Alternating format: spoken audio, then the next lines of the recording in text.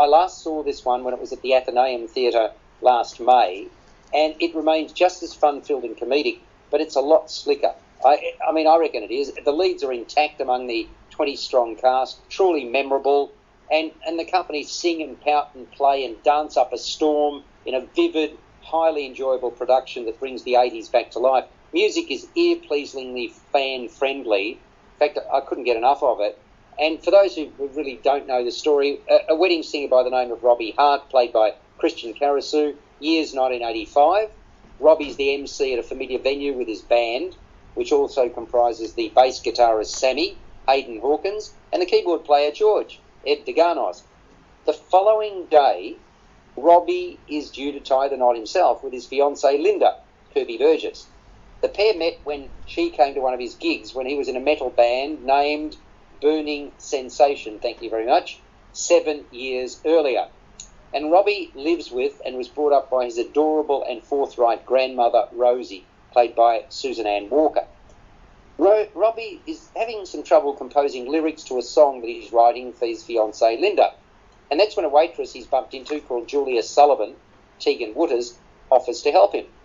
Julia herself is waiting for a proposal from her hotshot Wall Street broker boyfriend of 4 years, Glenn Guglia, played by Stephen Mayhew.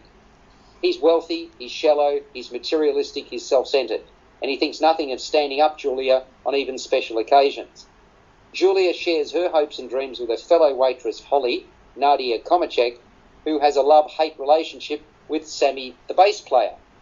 The pair broke up 6 months earlier, but clearly they still have feelings for one another. And as the big day dawns for Robbie, Linda decides he is no longer for her. So Linda dumps Robbie at the altar.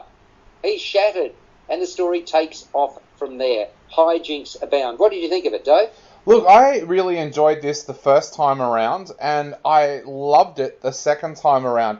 I think the wider stage at the Arts Centre definitely helps the production. It gives more space for them to space out, but also bigger and better sets. And I actually interviewed one of the cast members for my show, and they talked about the fact that they actually went away and reworked a lot of this production as well, with a lot of the moves and everything like that. And I think this is one production that's actually benefited from being cancelled because of COVID with the lockdowns, because they've been able to go away, iron out some of the things that didn't work the first time around, make the sets bigger and better, and I just loved it. I loved it the second time around. I love the music, love the characters, and I'm not even a fan of the original film. So, yeah. That says a lot. I mean, it's a romp.